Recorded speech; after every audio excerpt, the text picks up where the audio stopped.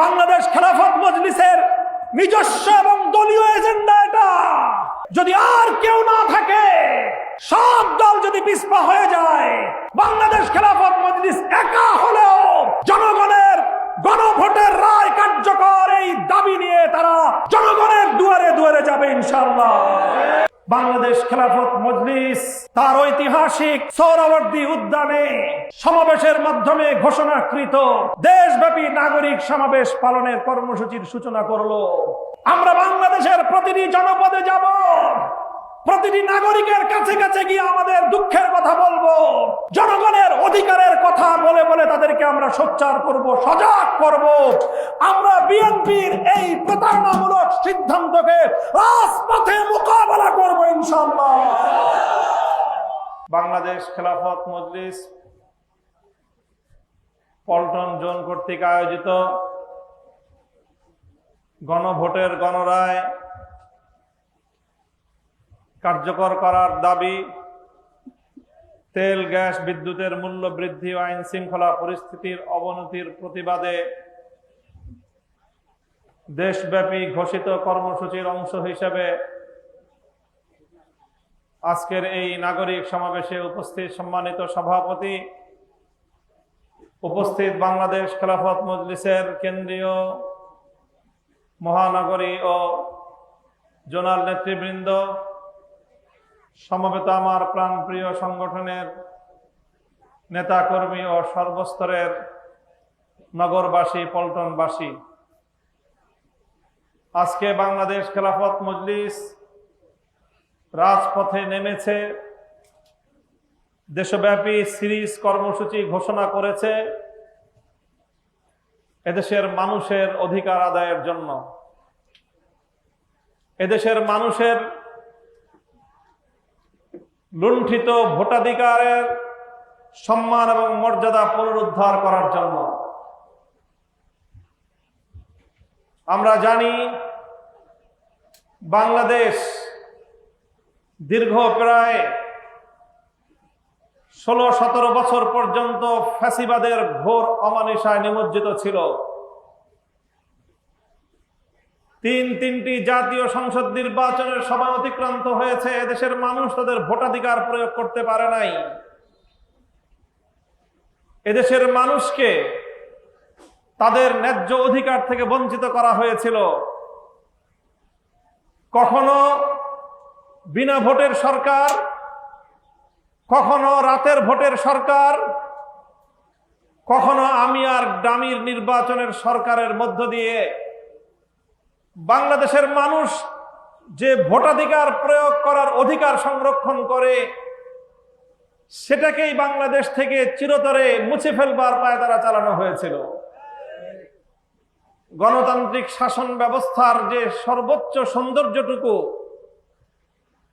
গণমানুষের রায়ের প্রেক্ষিতে সরকার গঠন হবে,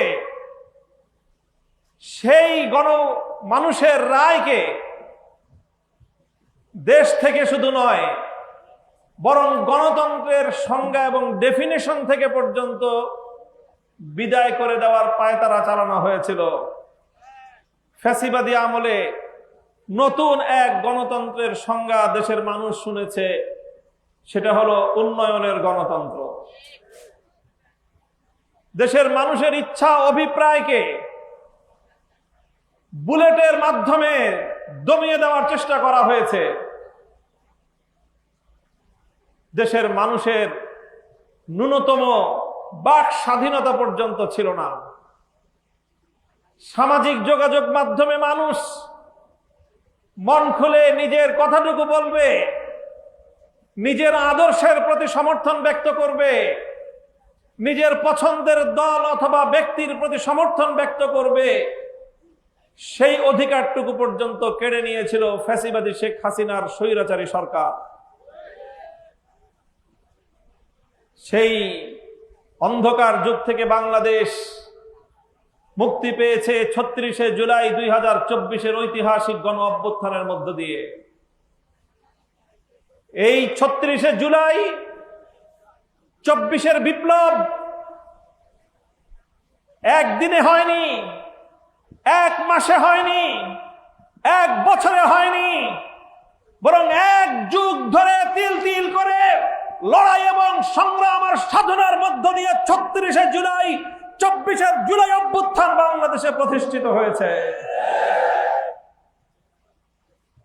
২৪শে জুলাইয়ের ভিত রচিত হয়েছিল ২০১৩ সালের শাপলা চত্বরে, যখন শাহবাগে ফ্যাসিবাদের জন্ম হয়েছিল, যখন শাহবাগের নাস্তিক্যবাদী উত্থানের মধ্য দিয়ে বাংলাদেশে ফ্যাসিবাদের পদধ্বনি শুরু হয়েছিল, তখনই হাটহাজারীর মসনদ থেকে শাইখুল ইসলাম আল্লামা আহমদ শফী, কায়েদে মিল্লাতে ইসলামী আল্লামা জুনায়েদ বাবুনগরী বাংলার তৌহিদি জনতাকে নিয়ে সজাগ হয়েছিল ইসলামকে রক্ষা করার জন্য, দেশের মানুষের ধর্মীয় অনুভূতির সম্মান রক্ষা করার জন্য এবং বাংলাদেশের স্বাধীনতাকে রক্ষা করার জন্য।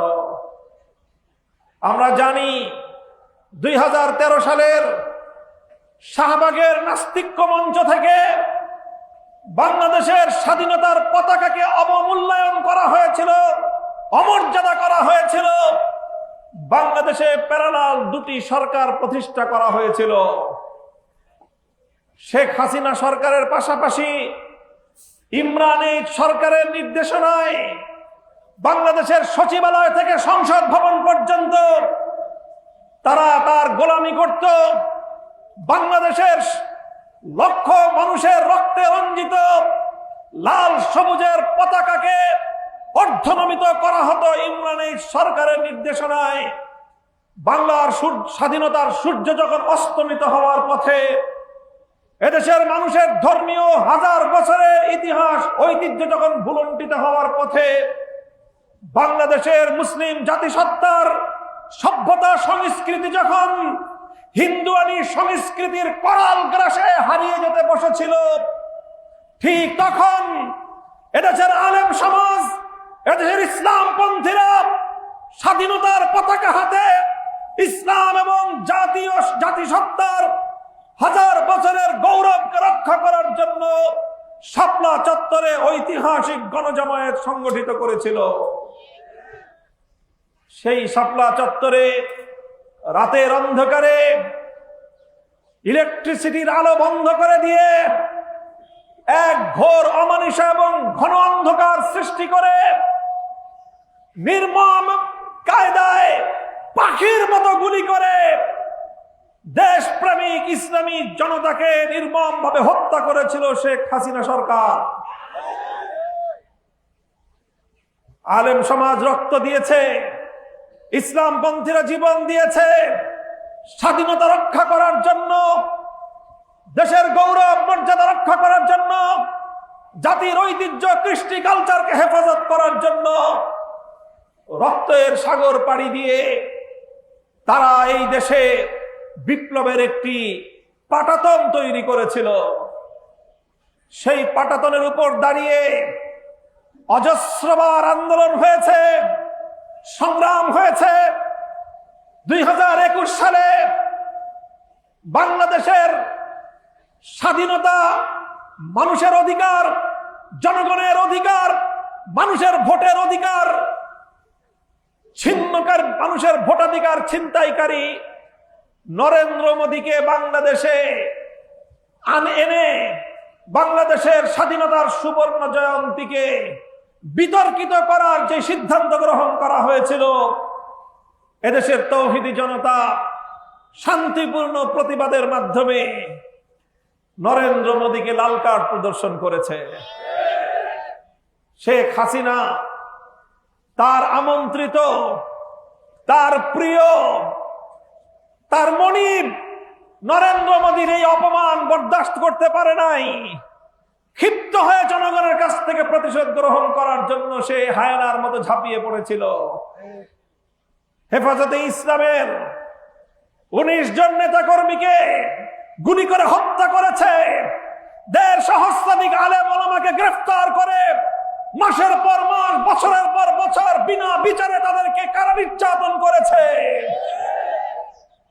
আমরা নির্যাতন ভোগ করেছি, আমরা কারাগারের অন্ধকার প্রকোষ্ঠে নিক্ষিপ্ত হয়েছি, কিন্তু ফ্যাসিবাদী শেখ হাসিনার রক্তচক্ষুকে আমরা পরোয়া করি নাই। এভাবে 2013 সালের শাপলা চত্বরের রক্তস্নাত সেই ইতিহাস 2021 সালের হাটহাজারী থেকে ব্রাহ্মণবাড়িয়ায় আমাদের রক্তদান, প্রায় 3 বছর পর্যন্ত আমাদের নির্মম কারাবরণ, এই সকল বিপ্লবের পথ পাড়ি দিয়ে 2024 সালের রক্তঝরা জুলাই আসে। এদেশের ছাত্র জনতা জেগে উঠে, স্কুল কলেজ ইউনিভার্সিটি আলিয়া মাদ্রাসা কওমি মাদ্রাসা সব ছাত্র জনতা ভেদাভেদ ভুলে গিয়ে তারা হাতে হাত রেখে টেকনাফ থেকে তেতুলিয়ায় ফ্যাসিবাদের বিরুদ্ধে, বৈষম্যের বিরুদ্ধে, স্বৈরতন্ত্রের বিরুদ্ধে, দিল্লির গোলামীর বিরুদ্ধে ইতিহাসের এক ঐতিহাসিক মহা জাগরণ তৈরি করে তারা। আর এই জাগরণ, ছাত্র জনতার জাগরণ, তারুণ্যের বিদ্রোহ, সত্যের মহাপ্লাবনকে রুখে দেওয়ার জন্য শেখ হাসিনার খুনি, তার হেলমেট বাহিনী, তার যুবলীগ, ছাত্রলীগ, সন্ত্রাসী লীগ, পুলিশ লীগ সহ গোটা রাষ্ট্রযন্ত্রকে বর্বর আওয়ামী জাহিলিয়াতের যুগে ফিরিয়ে নিয়ে যাওয়ার এক ঘৃণ্য প্রয়াস চালায়। গুলি করে করে ঘরের মধ্যে পর্যন্ত মায়ের কোলের শিশু সন্তানকে হত্যা করে। রাজপথগুলো বাংলার দামাল সন্তানদের রক্তে রঞ্জিত হয়ে যায়। সহস্রাধিক তাজা প্রাণ লুটিয়ে পড়ে বাংলার রাজপথে। কিন্তু কোনোভাবেই শেখ হাসিনা এবং ফ্যাসিবাদের শেষ রক্ষা হয় নাই।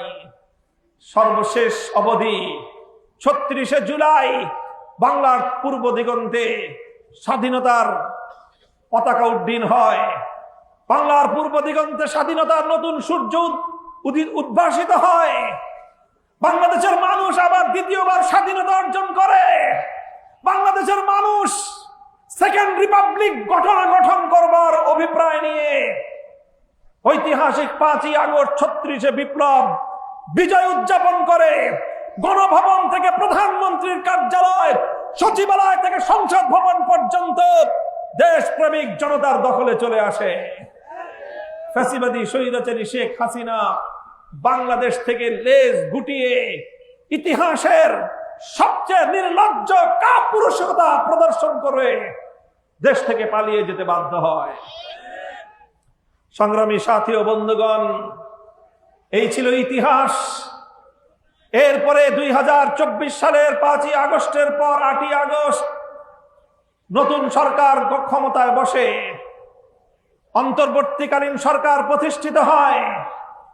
2 বছর এই সরকারের তত্ত্বাবধানে অনেক কাঠখড় পোড়ানো হয়।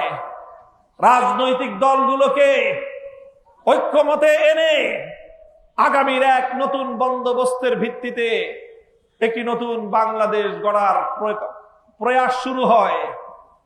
ঐকমত্য কমিশন গঠিত হয়। ঐকমত্য কমিশনে বাংলাদেশের সকল রাজনৈতিক দলের প্রতিনিধিরা মাসের পর মাস সেখানে আলোচনা করে একটি নতুন বন্দোবস্ত, বাংলাদেশের জন্য একটি নতুন রাজনৈতিক ব্যবস্থা উপহার দেওয়ার জন্য তারা কাজ করে। তাদের সকলের সম্মিলিত প্রয়াসের ভিত্তিতে রচিত হয় ঐতিহাসিক জুলাই সনদ। সকল দলগুলো সেই জুলাই সনদে স্বাক্ষর করে। দুর্ভাগ্যজনকভাবে সেই জুলাই সনদ যখন স্বাক্ষরিত হয়, সেই স্বাক্ষরের আগেই ইতিহাসের এক নির্মম দুঃখজনক অধ্যায় রচিত হয়। বর্তমান সংসদে সরকার দলের মুখপাত্র স্বরাষ্ট্রমন্ত্রী জনাব সালাউদ্দিন সাহেব একটি ভাষা প্রয়োগ করেছেন যেটি ব্যাপক আলোচিত হয়েছে, অন্তহীন প্রতারণার দলিল। সত্যিকার অর্থেই অন্তহীন এক প্রতারণা হয়েছিল। সেই অন্তহীন প্রতারণা হয়েছিল জুলাই সনদ স্বাক্ষরের আগ মুহূর্তে, যখন জুলাই সনদ ঐকমত্য কমিশনের পক্ষ থেকে সবগুলো রাজনৈতিক দলের কাছে প্রেরণ করা হয়। সমস্ত রাজনৈতিক দলগুলো সেই জুলাই সনদ পাঠ করে তারা জাতীয় সংসদের দক্ষিণ প্লাজায় একত্রিত হয় স্বাক্ষর করার জন্য। আর সবগুলো দলকে অন্ধকারে রেখে বিএনপি এবং ঐক্যমত্য কমিশন এবং অন্তর্বর্তীকালীন সরকারের কিছু বিশ্বাসঘাতক ব্যক্তিবর্গ তারা অন্তহীন এক প্রতারণার খেলায় মেতে উঠে। সেই অন্তহীন প্রতারণার ছিল এই, সকলের অজান্তে গোপন চুক্তির মাধ্যমে বিএনপির সাথে অন্তর্বর্তীকালীন সরকারের বিশ্বাসঘাতক অংশ তারা নতুন একটি ধারা সেখানে সংযুক্ত করে দেয় নোট হিসাবে। সেটি হলো, যার যা ঐক্যমত হোক না কেন, কিন্তু নির্বাচনের পর যারা সরকার গঠন করবে তারা নিজ দলের দ্বিমত অনুযায়ী নোট অফ ডিসেন্টের আলোকে তারা নির্বাচনী ইশতেহার ঘোষণা করে জাতির কাছ থেকে সমর্থন নিয়ে সেই আলোকে জুলাই সনদ বাস্তবায়ন করতে পারবে। এই রকম একটি ধারা সেখানে সংযুক্ত করা হয়। এই ধারার কথা বাংলাদেশ খেলাফত মজলিস জানতো না। এই ধারার কথা জাতীয় নাগরিক পার্টি এনসিপি জানতো না, জুলাই যোদ্ধারা জানতো না। এই ধারার কথা বাংলাদেশ জামাতে ইসলামী জানতো না। এই ধারার কথা পীর সাহেব চরমনায়ের নেতৃত্বাধীন ইসলামী আন্দোলন বাংলাদেশ জানতো না। এই ধারার কথা জমিয়ত উলামায়ে ইসলাম আমাদের জানা মতে জানতো না। এই ধারার কথা আর কোন দল, কোন সংগঠন জানতো না। শুধুমাত্র বিএনপির সাথে অন্তর্বর্তীকালীন সরকারের বিশ্বাসঘাতক অংশের প্রতারণার মধ্য দিয়ে এই ধারা সংযুক্ত হয়েছে জুলাই সনদের মধ্যে। কাজে আজ আমি বলতে চাই, স্বরাষ্ট্রমন্ত্রীর অন্তহীন প্রতারণার কথা সেদিনই প্রতিফলিত হয়েছিল যেদিন পর্দার অন্তরালে বিএনপির মতো একটি ঐতিহ্যবাহী রাজনৈতিক দল অসাধু পন্থা অবলম্বন করে অন্তর্বর্তীকালীন সরকারের সাথে এই জাতীয় একটি অনৈতিক ঐক্যমত্য পোষণ করে গোটা বাংলাদেশকে, বাংলাদেশের জনগণকে যেদিন তারা বোকা বানিয়েছিল, সেদিনই প্রতারণার দলিল তাদের মধ্যে স্বাক্ষরিত হয়েছিল। সংগ্রামী সাথী ও বন্ধুগণ, এরপরে আমরা যখন দেখলাম জুলাই সনদ বাস্তবায়ন নিয়ে অনেক টালবাহানা চলছে, তখন আমরা রাজপথে নামলাম। জুলাই সনদ বাস্তবায়নের দাবি নিয়ে আমরা রাজপথে নেমেছিলাম, আপনাদের মনে থাকার কথা। আমরা রাজপথে আন্দোলন করলাম। এই জামাতে ইসলামী বাংলাদেশ, ইসলামী আন্দোলন বাংলাদেশ, বাংলাদেশ খেলাফত মজলিস, নিজামী ইসলাম পার্টি, এই সবগুলো দল পরবর্তীতে এখানে এবি পার্টি, এনসিপি, গণ অধিকার পরিষদ সহ বাংলাদেশের ম্যাক্সিমাম রাজনৈতিক দলগুলো ঐক্যবদ্ধ হয়ে রাজপথে যার যার জায়গা থেকে তারা দাবি তুলল জুলাই সনদ বাস্তবায়ন করতে হবে। এই গণদাবির মুখে শেষ পর্যন্ত বিএনপি দল রাজনৈতিক দল হিসেবে ঐক্যমত্য কমিশনে অন্তর্বর্তীকালীন সরকারের মধ্যস্থতায় সকলের মধ্যে একটা ঐক্যমত্য প্রতিষ্ঠিত হলো। ঠিক আছে, জুলাই সনদ বাস্তবায়নের একটা রোডম্যাপ, একটা প্রক্রিয়া তৈরি করা হোক।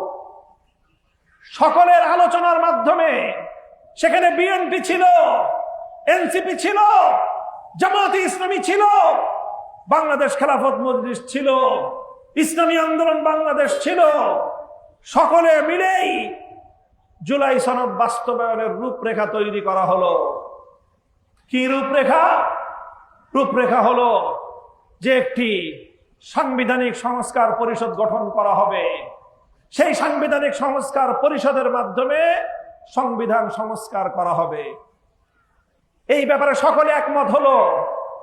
সাংবিধানিক সংস্কার পরিষদ কিভাবে গঠিত হবে তার প্রক্রিয়া নিয়ে আলোচনা হলো। সকলের সম্মতির ভিত্তিতে প্রক্রিয়া নির্ধারণ হলো গণভোট হবে। সেই গণভোটে যদি হ্যাঁ জয়যুক্ত হয় তাহলে সংস্কার পরিষদ গঠিত হবে।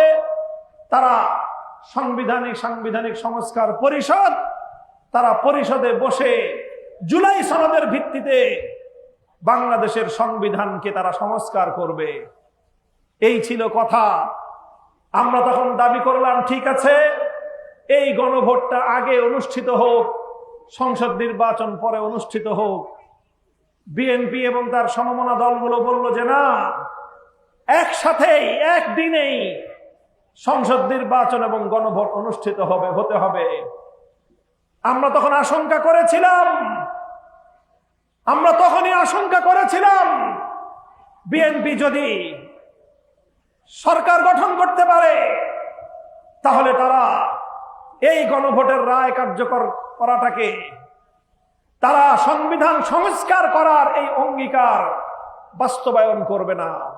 তাদের দ্বারা অঙ্গীকার ভঙ্গ হওয়ার মতো দুঃখজনক ঘটনা ঘটতে পারে। শেষ পর্যন্ত বিএনপির অনড় অবস্থানের কারণে একই দিনে গণভোট এবং সংসদ নির্বাচন অনুষ্ঠিত হয়। বাংলাদেশের মানুষ দেখেছে, জেনেছে। সেই গণভোটকে সামনে রেখে প্রথম বিএনপি সিদ্ধান্ত গ্রহণ করে তারা গণভোটে ন্যায়ের পক্ষে ক্যাম্পেইন করবে। সে মতে বাংলাদেশের প্রত্যেকটা এলাকায়, প্রতিটি সংসদীয় আসনে বিএনপির সাংগঠনিক চ্যানেলে না ভোটের পক্ষে ক্যাম্পেইন করার জন্য তাদেরকে বার্তা দিয়ে দেওয়া হয় এবং তারা তলে তলে না ভোটের পক্ষে ক্যাম্পেইন করা শুরু করে। এদিকে আমরা 11 দল রাজপথে গণভোটে হায়ের পক্ষে তুমুল আওয়াজ উত্তোলন করি এবং গোটা দেশের মানুষ তারা জুলাই বিপ্লবের চেতনাকে ধারণ করে। এমনকি বিএনপির অধিকাংশ মাঠের রাজনৈতিক নেতা কর্মীরা যারা শেখ হাসিনার ফ্যাসিবাদের দ্বারা আক্রান্ত ছিল, যারা রক্ত দিয়েছিল, জীবন দিয়েছিল, 15 বছর পর্যন্ত যারা নিজেদের বাড়ি ঘরে থাকতে পারে নাই, সেই বিএনপির মাঠ পর্যায়ের নেতা কর্মীরা পর্যন্ত গণভোটের পক্ষে, হায়ের পক্ষে তারা। বিএনপি যখন দেখলো এভাবে যদি আমরা ন্যায়ের পক্ষে নেমে যাই, আম ছালা দুটোই হারিয়ে যেতে পারে, তখন তারা বিএনপির চেয়ারম্যান জনাব তারেক রহমান সাহেব তিনি ঘোষণা দিলেন, গণভোটে হায়ের পক্ষে ভোট দেওয়ার জন্য জনগণকে আহ্বান জানালেন। যেভাবেই হোক, যে কারণেই হোক, যে উদ্দেশ্যেই হোক, আমরা জনাব তারেক রহমানের গণভোটে হায়ের পক্ষে ভোট দেওয়ার এই আহ্বানকে ইতিবাচক হিসেবেই বিবেচনা করতে চাই এবং 2026 সালের 12ই ফেব্রুয়ারি নির্বাচনে এদেশের মানুষ ঐতিহাসিক ম্যান্ডেট দিল। প্রায় 70% মানুষ গণভোটে হায়ের পক্ষে মতামত দিল।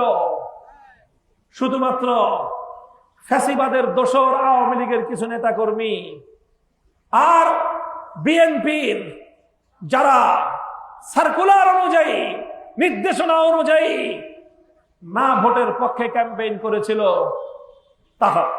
তারা একটা অংশ না বাক্সে ভোট দিল এবং বিপুল ব্যবধানে 70% ভার্সাস 30% গণভোটে বিজয় লাভ করলো।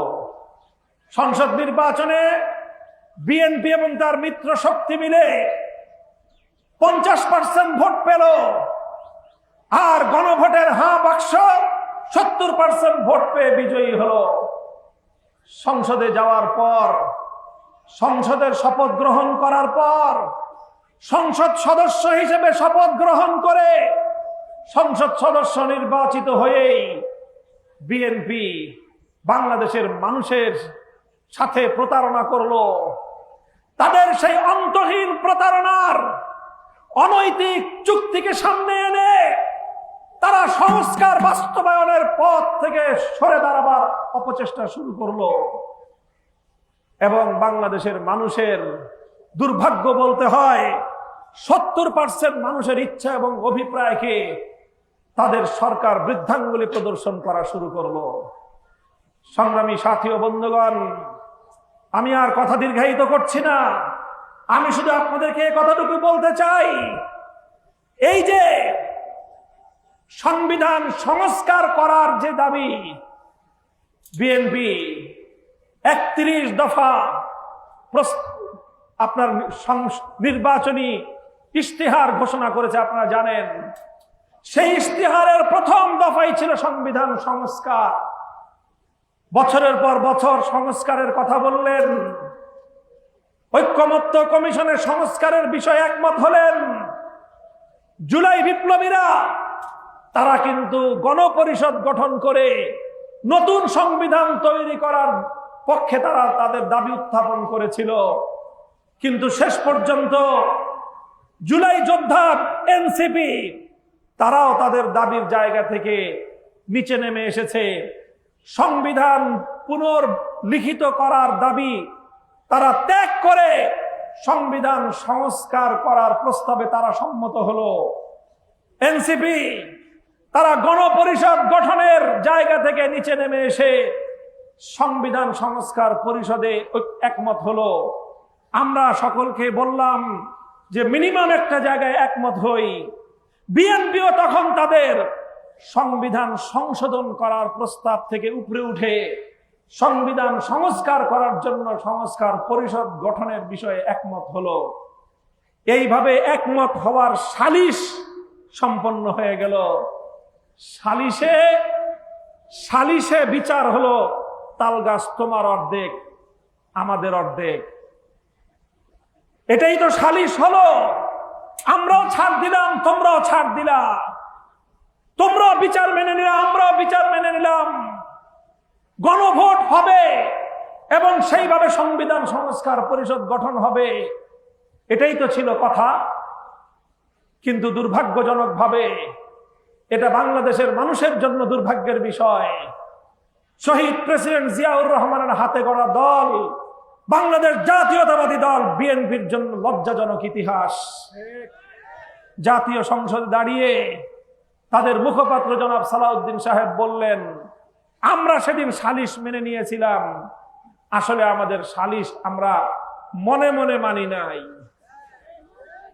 আমরা শুধু মেনেছিলাম যাতে কোনোভাবে ভোটটা দিয়ে ক্ষমতায় যেতে পারি। এই জন্য আমি জানি না কিভাবে জনাব তারেক রহমান সাহেবের পাশের চেয়ারে বসে এই ধরনের মুনাফিকি আত্মস্বীকৃতি ঘোষণা জাতীয় সংসদের মতো জায়গায় দাঁড়িয়ে বিএনপি দলীয় সাংসদ দিতে পারলেন।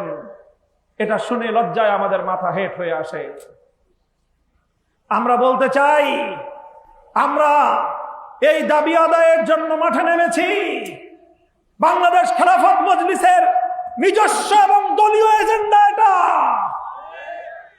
যদি আর কেউ না থাকে, সব দল যদি পিছপা হয়ে যায়, বাংলাদেশ খেলাফত মজলিস একা হলেও জনগণের গণভোটের রায় কার্যকর এই দাবি নিয়ে তারা জনগণের দুয়ারে দুয়ারে যাবে ইনশাআল্লাহ। আমরা দ্ব্যর্থহীন ভাষায় বলতে চাই, এই জুলাই সনদের স্পিরিট যদি আজকে আমরা বাস্তবায়ন করতে ব্যর্থ হই, তাহলে আবার নতুন করে ফ্যাসিবাদ বাংলাদেশে ফিরে আসবে। আবার বাংলাদেশকে দিল্লির গোলামীর জিঞ্জিরে আবদ্ধ করা হবে। রক্ত দিয়ে যেভাবে আমরা দিল্লির গোলামীর শাসন ব্যবস্থাকে উৎখাত করেছি, জীবন দিয়ে দিল্লির কেনা গোলামকে আমরা দিল্লিতে পাঠিয়ে দিয়েছি, নতুন করে আমার স্বাধীন সার্বভৌম বাংলার মাটিকে দিল্লির করতলগত হতে দেব না ইনশাআল্লাহ। সংগ্রামী সাথী ও বন্ধুগণ, কথাটা ভালো করে বুঝবেন আপনারা। এই ঐক্যমত্য কমিশনে জুলাই সনদে ঐক্যমতের ভিত্তিতে যেই সকল সিদ্ধান্তগুলো হয়েছিল, বিশেষ করে ফ্যাসিবাদ দমন করার জন্য, এবং সকল ক্ষমতা যেন এক প্রধানমন্ত্রীর হাতে কুক্ষিগত না থাকে, প্রধানমন্ত্রীর কিছু ক্ষমতা রাষ্ট্রপতির হাতে যাবে, প্রধানমন্ত্রীর কিছু ক্ষমতা প্রধান বিচারপতির কাছে যাবে, প্রধানমন্ত্রীর কিছু ক্ষমতা স্বাধীন একটি নিয়োগ কমিশন গঠন করে সেখানে যাবে। এইভাবে ক্ষমতার ভারসাম্য প্রতিষ্ঠার মধ্য দিয়ে প্রধানমন্ত্রী যেন দেশের নির্বাহী কার্যক্রমের দিকে মনোযোগী হতে পারেন, আর রাষ্ট্রের স্থায়ী যেই কাঠামো গঠন হয় সেটা যেন দলীয়করণ না হয়, রাষ্ট্রের পুলিশ যেন দলীয় বাহিনীতে পরিণত না হয়, পাবলিক সার্ভিসে যারা চাকরি করেন সেই প্রশাসনিক লোকেরা তারা যেন দলীয় ক্যাডার বাহিনীতে পরিণত না হয়। এটার জন্যই জুলাই সনদে গুরুত্বপূর্ণ ধারাগুলো সংযুক্ত করা হয়েছিল। আমি আজ বাংলাদেশের এই প্রাণ কেন্দ্র এই পল্টন এলাকাবাসীর কাছে জিজ্ঞাসা করতে চাই, আপনারা কি বৈষম্যমূলক বাংলাদেশ দেখতে চান? আপনারা কি চান বাংলাদেশের মানুষ নিরপেক্ষ এবং স্বাধীন একটি নির্বাচন কমিশনের অধীনে তাদের ভোটাধিকার প্রয়োগ করুক? এটা কি আপনারা চান? আপনারা কি চান বাংলাদেশের বিচার ব্যবস্থা কোন দলীয় বাহিনীতে পরিণত না হোক? আপনারা যদি চান প্রধান বিচারপতি আগের মতো কোন দলের অন্ধ আনুগত্য না করুক, এটা কি চান? আপনারা যদি চান পুলিশ বাহিনী বিগত দিনের শেখ হাসিনার পুলিশ লীগে পরিণত না হোক, আপনারা যদি চান বাংলাদেশের প্রশাসনিক ক্যাডার এই প্রশাসনিক কর্মকর্তারা তারা বিগত দিনে শেখ হাসিনার মতো পাঁচটা গোলাম না হোক, এটা যদি আপনারা চান, জুলাই সনদ বাস্তবায়নের লক্ষ্যে গণভোটের রায় কার্যকর করার দাবি আদায় করে ঘরে ফিরতে হবে আমাদেরকে। আমরা সরকারকে স্পষ্ট বার্তা দিতে চাই, অত্যন্ত নিয়মতান্ত্রিক উপায়ে আমাদের যৌক্তিক বক্তব্য নিয়ে আমরা বাংলাদেশের প্রতিটি জনপদে যাব ইনশাআল্লাহ। এদেশের মানুষকে বোঝাবো, বলবো যে তোমাদের গণভোটের রায় কিভাবে অপমান করা হয়েছে। তাদেরকে বলবো তোমাদের 70% মানুষের গণভোটের রায়কে বৃদ্ধাঙ্গুলি প্রদর্শন করছে তোমাদের সরকার।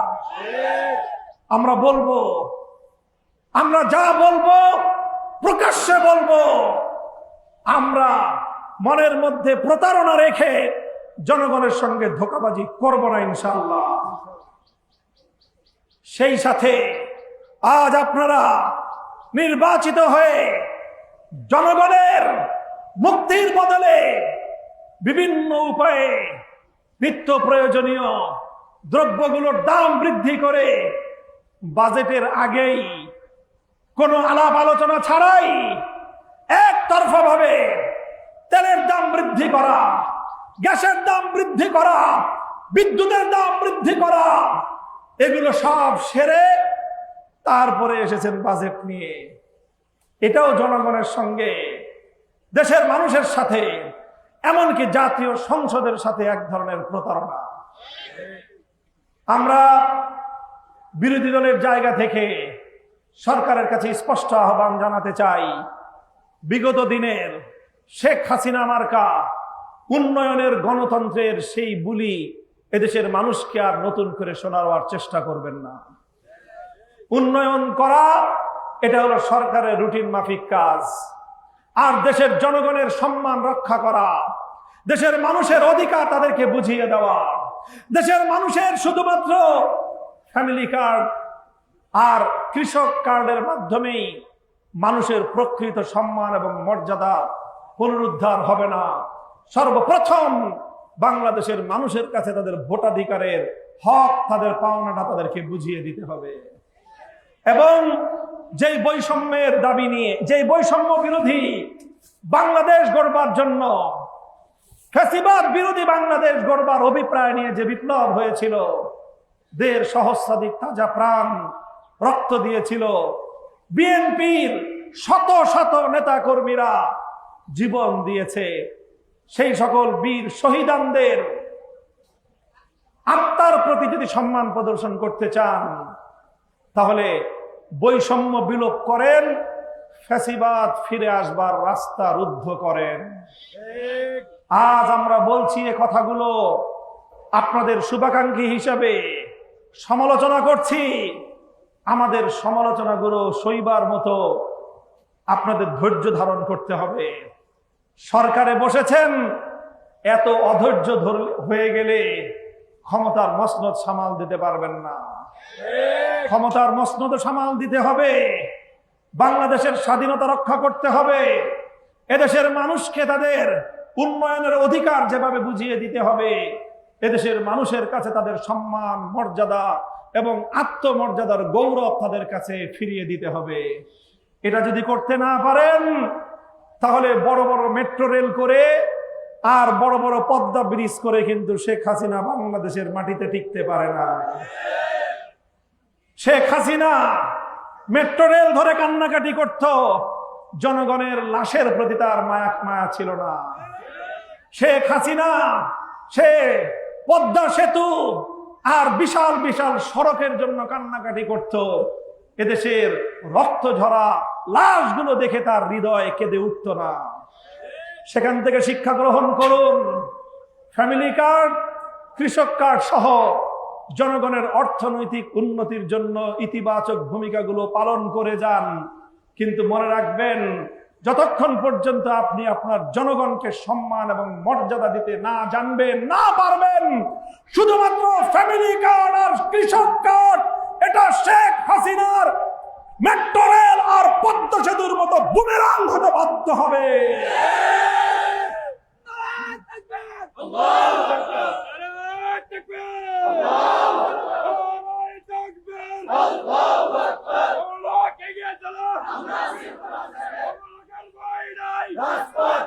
ইনশাআল্লাহ আজ পল্টন জোনের এই ঐতিহাসিক সমাবেশের মধ্য দিয়ে বাংলাদেশ খেলাফত মজলিস তার ঐতিহাসিক সোহরাওয়ার্দী উদ্যানে সমাবেশের মাধ্যমে ঘোষণাকৃত দেশব্যাপী নাগরিক সমাবেশ পালনের কর্মসূচির সূচনা করলো।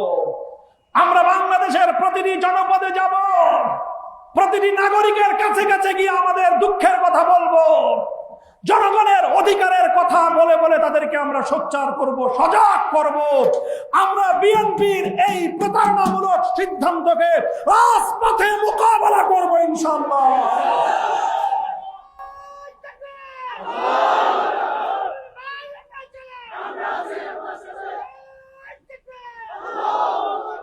আমাদের অধৈর্য নাই, আমরা সরকারের পতন ঘটাবার জন্য অস্থির হয়ে পড়ি নাই। আমরা চাই সরকার 5 বছর টিকে থাকুক, তবে সরকারকে আমরা এমন জায়গায় আনতে চাই যেন সরকার বুঝতে পারে দেশের মানুষের ম্যান্ডেট বাস্তবায়ন করা ছাড়া সরকার টিকে থাকতে পারবে না। এটাই আমাদের উদ্দেশ্য, আর কিছু না। আমাদের উদ্দেশ্য জনগণের কাছে এই প্রতারণার কথাগুলো তুলে ধরা। আমাদের উদ্দেশ্য জনগণের কাছে তাদের গণরায়ের মর্যাদার কথা তুলে ধরা। আমাদের উদ্দেশ্য জুলাই সনদ বাস্তবায়িত হলে এদেশের মানুষ কিভাবে ফ্যাসিবাদ থেকে এবং বৈষম্য থেকে মুক্তি পাবে সেই কথাগুলো মানুষকে বুঝিয়ে এভাবে ইনশাআল্লাহ আমরা একটি ঐতিহাসিক গণবিপ্লব এবং গণ আন্দোলন গড়ে তুলবো ইনশাআল্লাহ। প্রস্তুত থাকবেন তো আপনারা?